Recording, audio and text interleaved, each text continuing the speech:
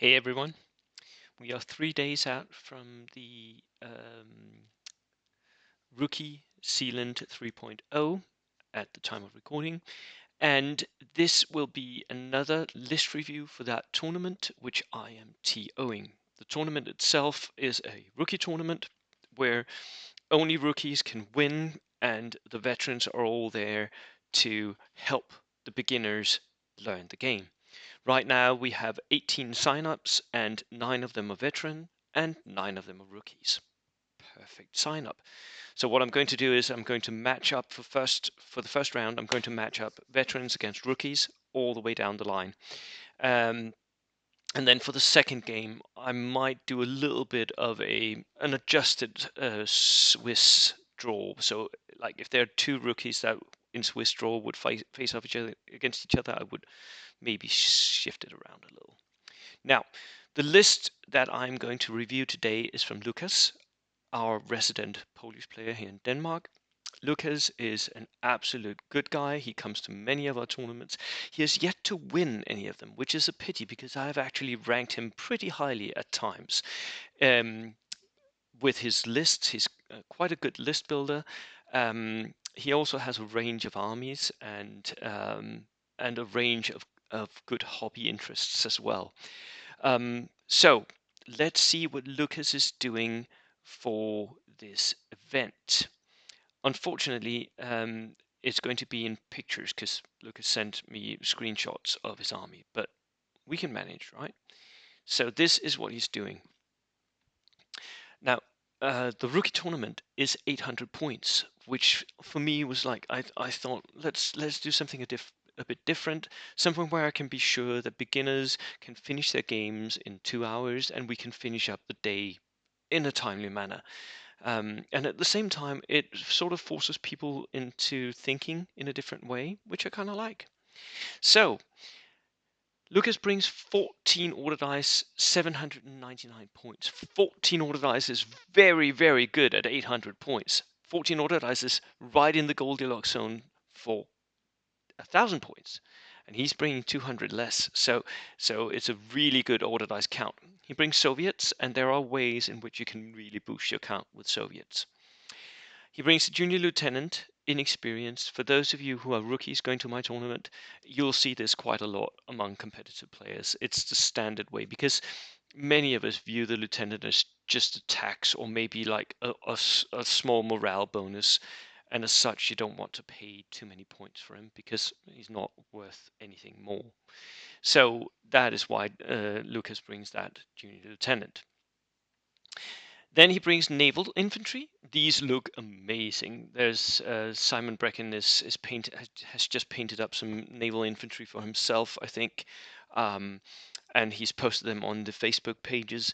So and that blue uniform and they look so good.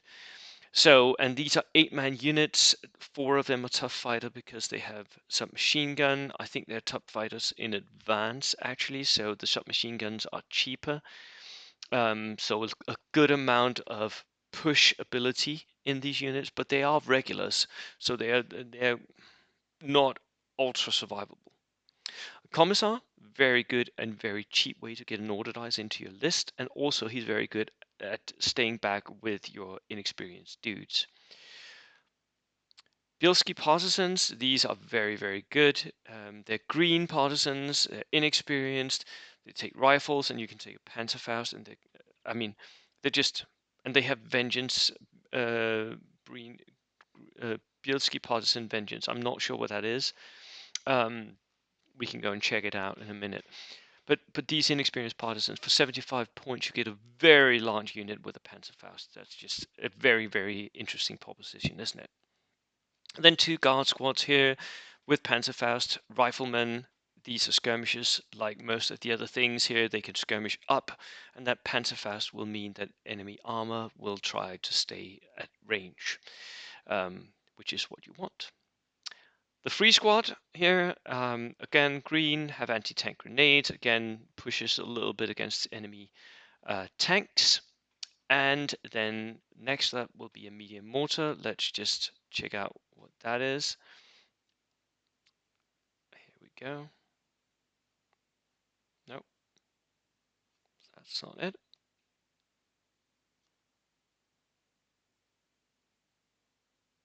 Something is wrong.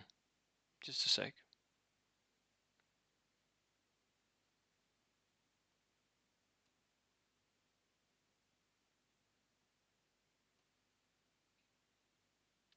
There we go. Couldn't find the right picture. Right. So the medium mortar team, he buys that inexperienced without a spotter. Again, having the cheapest possible mortar on the board. Just it makes sense. The mortar doesn't hit any worse for being inexperienced. It just makes it a little less survivable, and most of the time they're going to stay in the back lines anyway. So it's rare that you see a mortar team get like killed from enemy small arms fire. A sniper team, regular, to hunt enemy mortars or enemy small teams.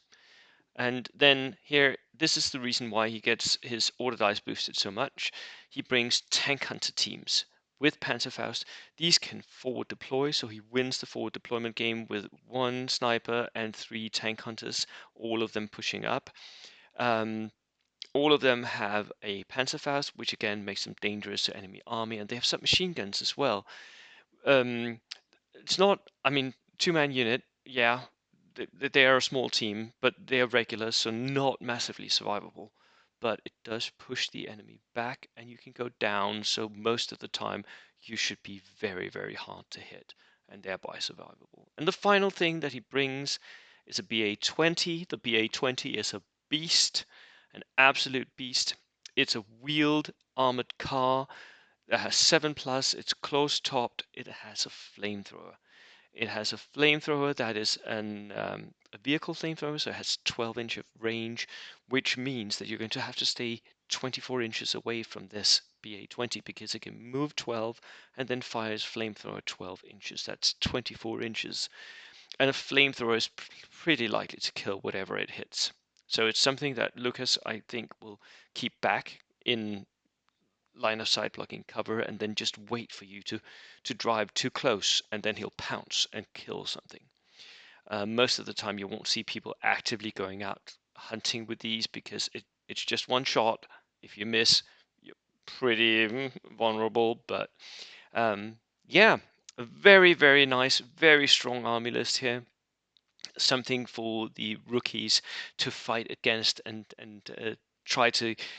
I mean, because most people will, once they have all these forward deployers in their face, they're going to panic a little bit. So that will be a nice training exercise for you rookies. Don't panic, but just work your way through and stay at 24 inches of range. Right. That was it, Lukasz. I'm looking forward to seeing you Sunday. Cheers.